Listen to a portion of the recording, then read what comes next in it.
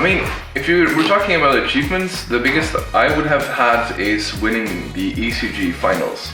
In 2019, I won the solo category, and I'm actually very proud of that because it's been an achievement that I wanted to get ever since I started cosplaying. I mean, I still vividly remember going to the big convention in Belgium where they did the pre-selections for ECG, and then all the cosplayers from Belgium that had years of experience, they all made a costume and they went on stage, giving it their all for an act.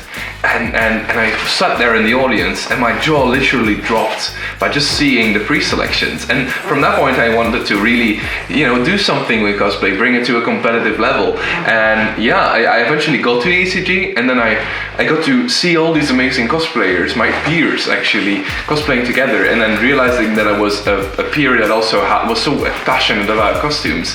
I think just going there and doing big international contests is really the biggest achievement. The winning itself was only a nice afterthought.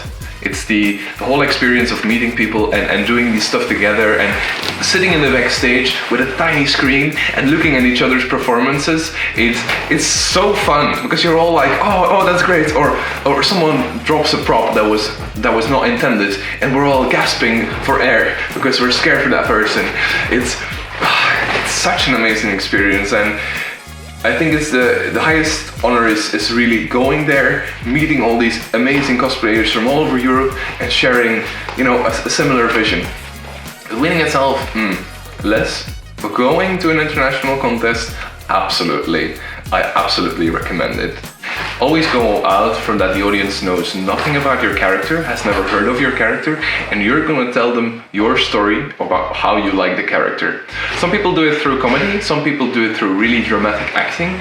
I just think, if you think about the audience perspective, how they will see it, how they will see all your emotions on stage, that you can definitely create an act that feels relatable to both you and the audience. Whenever I'm in a contest, I always try to act out all the time, starting from prejudging to the award ceremony, trying to act as much as possible. It's just, if you're method acting basically, you're being the character throughout the day. Of course, with respect, of course, but you're just trying to bring that image of your character across to both the judges and the audience. And I think that's what I like the most about acting in cosplay. Especially contests, you're literally trying to mimic a theatrical production within one person or within a group.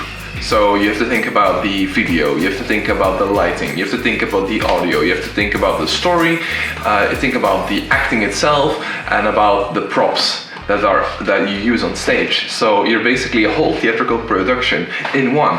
And I think that's pretty funny because it mimics it, and you have to really think about all these story elements. What separates a good act from a bad act is nothing, because you're always doing something for fun. But in a way, like, the more elements you integrate within your act, the more it will appeal to people in the public, and it's for the people in the public that you create these acts. So I think, just by doing it passionately and being very engaged in the story, then people will also be engaged in the story.